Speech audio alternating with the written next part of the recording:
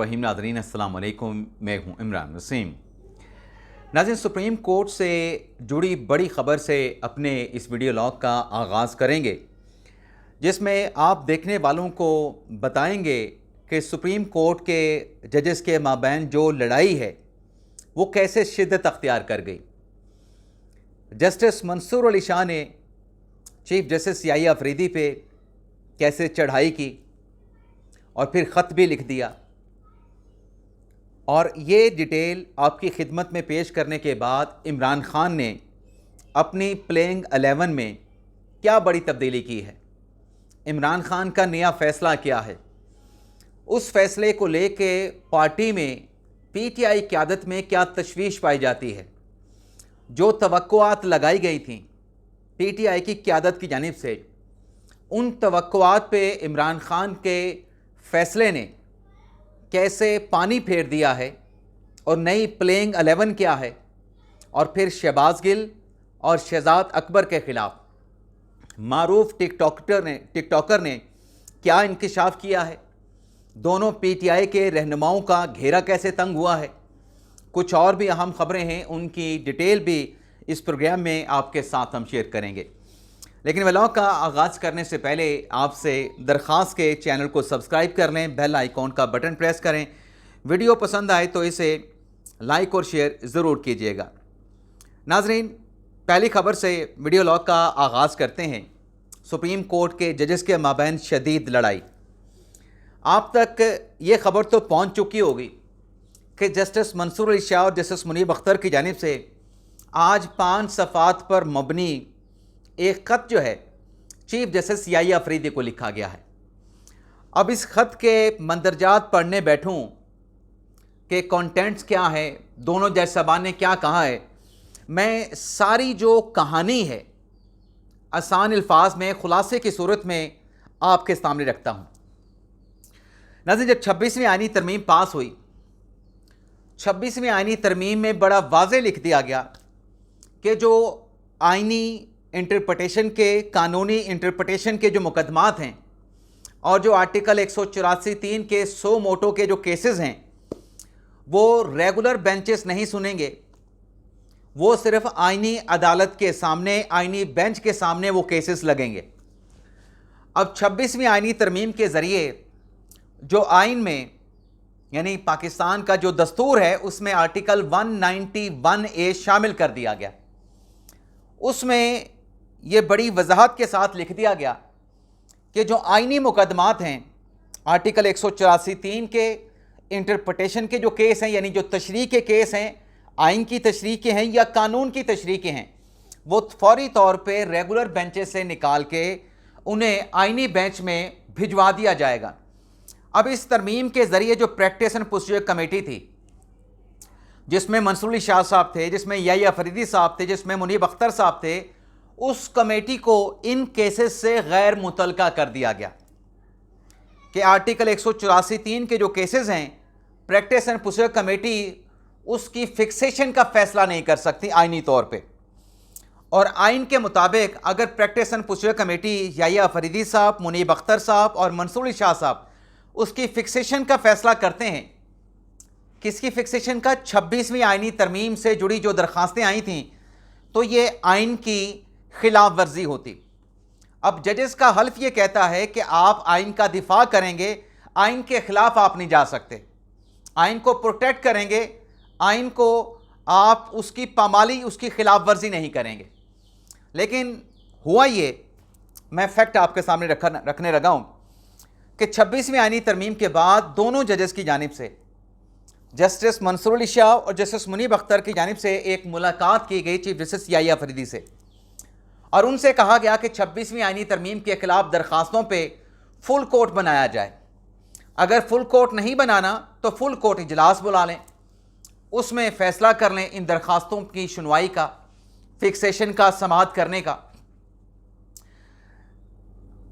Chief justice Yahya Afridi साहब ने hesitation का इजहार किया, जो ख़त आज याहिया अफरीदी साहब ने लिखा। याहिया अफरीदी साहब ने दोनों जज साहबान से कहा कि मुझे 1 घंटे का वक्त दें, क्योंकि दोनों जज साहबान की तरफ से बहुत ज़्यादा एम्फेसाइज़ किया गया कि ये पटिशन 26वीं आईनी तरमीम के ख़िलाफ़ سپریم کورٹ کے تمام ججز کو سننی چاہیے۔ یحییٰ افریدی صاحب نے جب 1 گھنٹہ مانگا، دونوں ججز واپس چلے گئے۔ افریدی صاحب نے اس 1 گھنٹے میں جو سپریم کورٹ کے باقی ججز ہیں انفرادی طور پہ ان سے اس معاملے کے اوپر رائے مانگی۔ تو 13 میں سے جو سپریم کورٹ کے ٹوٹل جج تھے، 13 میں سے 9 ججز نے کہا کہ یہ petitions practice and procedure committee اس کی فکسیشن کا فیصلہ نہیں کر سکتی۔ 26ویں آئینی ترمیم کے خلاف آئی درخواستوں کی فکسیشن کا فیصلہ آئینی بینچ کی آئینی ججز کی کمیٹی نے کرنا ہے، جس کا ابھی سربراہ بھی بننا ہے اور آئینی بینچ کے لیے ججز بھی نامینیٹ ہونے ہیں۔ تو 1 گھنٹے کے بعد دوبارہ چیف جسٹس جو ہیں وہ منیب اختر صاحب کے چیمبر میں گئے، وہاں پہ منصور علی شاہ صاحب بھی موجود تھے،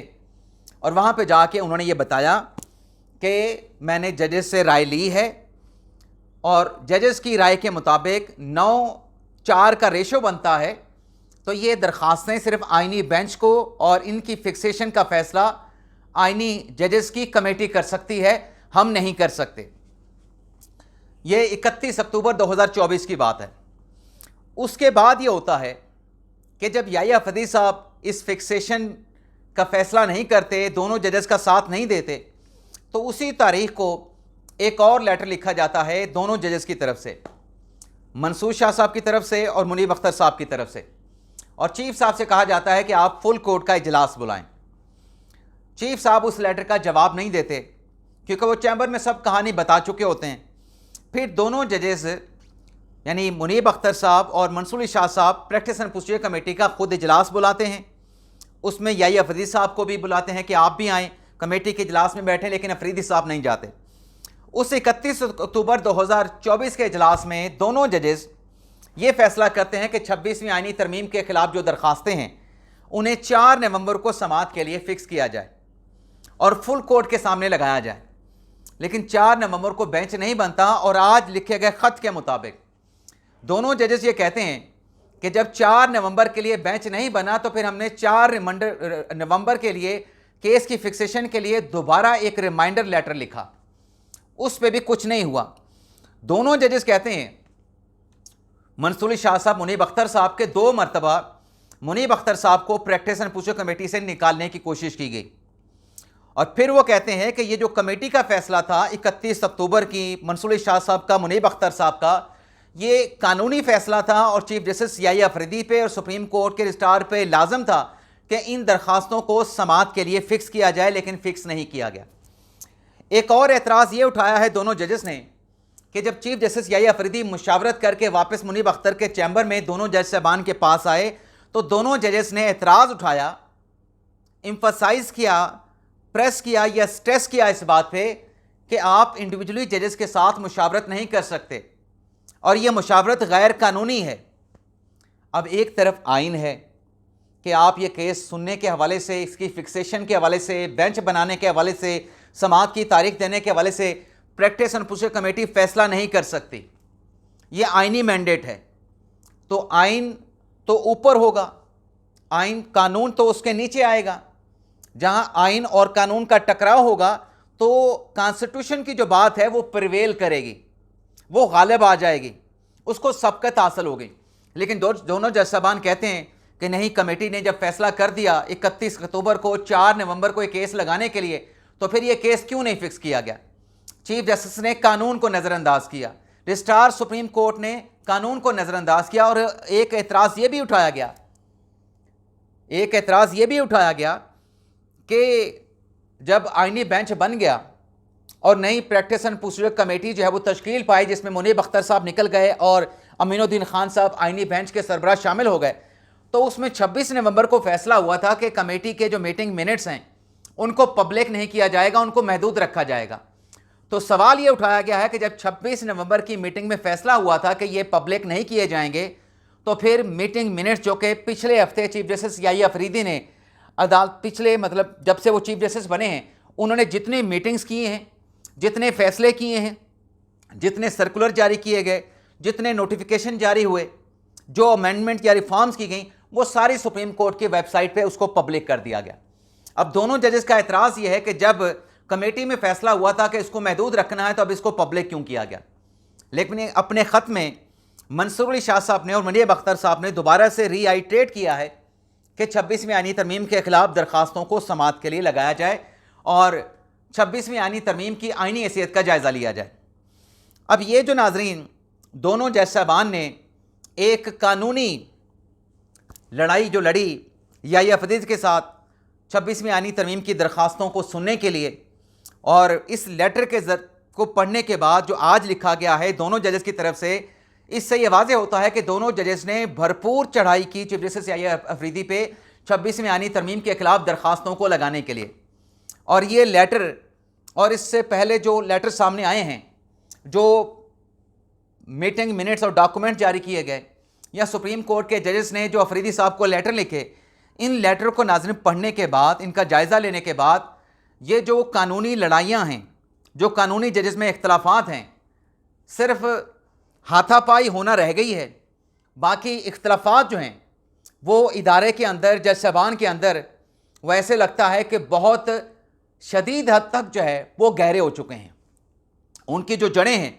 وہ بہت نیچے تک جا چکی ہیں۔ اب نہ جانے آگے کیا ہوگا، دیکھتے ہیں۔ لیکن آج یہ لیٹر لکھ کے جو ہے ایک مرتبہ پھر جو منصور علی شاہ صاحب ہیں، منیب اختر صاحب ہیں، انہوں نے اپنے جو ایک ان کا موقف ہے اس کو انہوں نے ری آئیٹریٹ کیا ہے کہ 26ویں آئینی ترمیم کے خلاف درخواستیں فل کورٹ کے سامنے لگائی جائیں، جبکہ کانسٹیٹیوشن یہ کہتا ہے کہ آئینی بینچ کے سامنے لگیں گی، اور آئینی بینچ کے لیے جو ججز ہیں وہ جوڈیشل کمیشن نامزد کرے گا۔ دیکھتے ہیں فردر کیا ہوتا ہے۔ عمران خان صاحب نے ناظرین اپنی ٹیم میں تبدیلی یہ کی ہے کہ اب اپوزیشن لیڈر جو ہے وہ پاکستان تحریک انصاف سے نہیں ہوگا۔ عمران خان صاحب نے محمود اچکزئی کو قومی اسمبلی میں اپوزیشن لیڈر کے طور پہ نامزد کر دیا ہے۔ ایک تو خان صاحب نے پلینگ 11 میں، پارلیمنٹ کی جو پلینگ 11 ہے اس میں ایک بڑی تبدیلی کر دی ہے کہ پارٹی کا اپوزیشن کا جو عہدہ ہے، جو اپنے ان کے ارکان پارلیمان کا، ارکان قومی اسمبلی کا حق تھا، ان ارکان کا حق تھا جنہوں نے مشکلات اور مصائب کا سامنا کیا، مشکل وقت میں خان صاحب کے ساتھ کھڑے رہے، اب وہ عہدہ خان صاحب نے عمر ایوب صاحب کی نااہلی کے بعد محمود اچکزئی کو دے دیا ہے۔ لیکن یہ بتا دیں کہ یہ خان صاحب کی نامینیشنز ہیں، اس پہ ابھی حتمی فیصلہ پارٹی کی سیاسی اور کور کمیٹی نے کرنا ہے، وہ کیا فیصلہ کرتی ہے۔ لیکن بظاہر ایسا لگتا ہے کہ اس فیصلے پہ پھڈا پڑے گا، کوئی نیا کٹا تحریک انصاف سے کھل کے سامنے آ سکتا ہے، کیونکہ تحریک انصاف کے اندر 4 سے 5 ایسے لوگ موجود تھے جو اپوزیشن لیڈر کے عہدے کے لیے امیدوار تھے۔ ایک شخص نے تو اس عہدے کے لیے نامینیٹ ہونے کے لیے پارٹی کے لوگوں کو بڑا لیوش قسم کا کھانا بھی کھلا دیا تھا، بڑا لیوش قسم کا کھانا بھی کھلا دیا تھا۔ اب اس کا کھانا ضائع ہو گیا، اور اس کے ساتھ ساتھ الیکشن کے حوالے سے بھی فیصلے میں تبدیلی کر لی ہے۔ عمران خان صاحب نے کہا ہے کہ پارٹی فیصلہ کرے گی کہ ضمنی الیکشن لڑنا ہے، ضمنی الیکشن نہیں کرنا۔ اور سینٹ میں اعظم سواتی صاحب کو اپوزیشن لیڈر بنانے کا فیصلہ کیا گیا ہے، پارٹی کے ہیں، مشکل وقت میں پارٹی کے ساتھ کھڑے رہے، خان کے ساتھ کھڑے رہے، لیکن قومی اسمبلی میں پھر باہر کیوں دے دیا عہدہ؟ کیا پی ٹی آئی کے اندر کوئی ایسا شخص نہیں عمر ایوب کے بعد جو اپوزیشن لیڈر بن سکے؟ بیرسٹر کوہر بھی اس قابل نہیں، اسد کیسر اس قابل نہیں، عامر ڈوگر اس قابل نہیں، علی محمد خان کیا اس قابل نہیں، شہریار افریدی کیا اس قابل نہیں؟ مصائب تو سب نے جھیلے ہیں۔ تو دیکھتے ہیں، جیسے میں نے کہا کہ اس پہ حتمی جو فیصلہ ہے وہ سیاسی کور کمیٹی نے کرنا ہے، اور اس معاملے کو لے کے محمود خان اچکزئی کی نامینیشن کو لے کے مجھے ایسا لگ رہا ہے کہ پارٹی میں پھڈا پڑے گا۔ لیکن جو سینیٹر اعجاز چودھری کی سیٹ خالی ہوئی ہے پنجاب سے، اس پہ پی ٹی آئی نے اعجاز چودھری کی اہلیہ کو سینیٹر کے امیدوار کے لیے نامزد کر دیا ہے۔ اچھا، پی ٹی آئی نے اعجاز چودھری کی اہلیہ کو نامزد کیا ہے، نون لیگ نے رانا ثناءاللہ کا نامزد کیا ہے، اور جو لاہور کی سیٹ ہے، لاہور کی سیٹ کے لیے جو حماد اظہر صاحب کے والد صاحب کے انتقال کی وجہ سے خالی ہوئی ہے، وہاں پہ نون لیگ نے حافظ نعمان کو نامزد کر دیا ہے۔ اور الیکشن کمیشن کی جانب سے NA 143، NA 185 اور PP 230 میں ضمنی الیکشن کا شیڈول جاری کر دیا گیا ہے۔ یہ سیٹیں بھی پی ٹی آئی کے ارکان کی نااہلی کے بعد خالی ہوئی ہیں، اور الیکشن کمیشن کے شیڈول کے مطابق پولنگ تو 5 نومبر کو ہوگی، لیکن حتمی فہرستیں 16 ستمبر کو جاری کی جائیں گی، اور نامینیشن پیپر 30 اگست تک جمع کروائے جا سکتے ہیں۔ اس کے ساتھ ساتھ ناظرین معروف ٹک ٹاکر ہیں کاشف ضمیر، ان کی طرف سے انکشاف کیا گیا کہ ارطغرل غازی کے جو ہیرو تھے، ارطغرل غازی، اس کو پاکستان لانے کے لیے انہوں نے کروڑوں روپے دیے۔ शहजाद अकबर को और शहबाज गिल को। मैं आपको एक्चुअल ख़बर पढ़ के बता देता हूँ, मेरे ख्याल में शायद शहजाद अकबर का नाम वो किसी और जगह पे है, लेकिन उन्होंने शहजाद अकबर का नाम भी लिया है। मैं नाज़िम पढ़ देता हूँ आपको। हाँ जी, काशिफ ज़मीर कहते हैं कि शहबाज गिल इमरान खान को गैर इखलाकी सरगर्मी में मुआवनत फराहम करते थे। इस बात का एतराफ़ शहबाज गिल खुद उनसे कर चुके हैं। काशिफ ज़मीर ने मज़ीद बताया कि शहबाज गिल और शहजाद अकबर ने उनसे अर्तुगरुल गाज़ी को पाकिस्तान लेकर आने की इजाज़त देने के लिए 1.5 करोड़ रुपए वसूल किए। इसके बावजूद भी अर्तुगरुल गाज़ी को पाकिस्तान लाने की इजाज़त नहीं दिलवाई गई। उनके मुताबिक इस सूरत हाल के बाद उन्होंने बग़ैर किसी सरकारी इजाज़त के अर्तुगरुल गाज़ी को वो पाकिस्तान लेके आए। काशिफ ज़मीर ने इंकशाफ किया कि शहबाज गिल ने अपने मुंह से एतराफ़ किया था कि 1.5 करोड़ रुपए वसूल करने के बावजूद शहबाज गिल ने 50 लाख रुपए मज़ीद उसका मुतालबा किया। अगर आप अर्तुगरुल गाज़ी को पाकिस्तान में लाने की इजाज़त लेना चाहते हैं, शहबाज गिल ने कहा, तो इसके लिए माहौल साजगार बनाना पड़ेगा। ये शहबाज गिल पे और शहबाज गिल के साथ जो है शहजाद अकबर पे जो इल्ज़ाम है मारूफ टिकटॉकर काशिफ ज़मीर की तरफ से जो है वो लगाया गया। अब देखते हैं PTI के रहनुमाओं की जानिब से इस पे क्या रद्द-ए-अमल जो है वो दिया जाता है। इसके साथ साथ नाज़रीन, GSQ रावलपिंडी हमला केस की आज ATC अदालत रावलपिंडी में समाअत हुई है और आज की अदालती कार्रवाई में जो 14 मुल्ज़मान पेश नहीं हुए, जिसमें उमर अयूब साहब थे, कमल शोज़ब साहबा थी, ज़रताज गुल थे, अहमद चट्टा थे, शिबली फराज थे, ये ख़ुद पेश नहीं हुए। मजमूई तौर पे 14 मुल्ज़मान पेश नहीं हुए, लेकिन इनकी तरफ से इस्तिस्ना की दरख्वास्त जो है अदालत में भिजवाई गई थी अपने वकला के ज़रिए। लेकिन जो जज साहब थे अमजद अली शाह साहब, उनकी तरफ से इस्तिस्ना की दरख्वास्तों को रद्द कर दिया गया और मुल्ज़मान की जानिब से अदालत में पेश ना होने पर, क्योंकि वह सज़ा याफ्ता हो चुके हैं, अदालत की जानिब से उनके इस्तिस्ना की दरख्वास्तों को मुस्तरद करते हुए 14 मुल्ज़मान के वारंट जारी कर दिए गए और वारंट जो हैं अदालत ने नाकाबिले ज़मानत जारी किए हैं।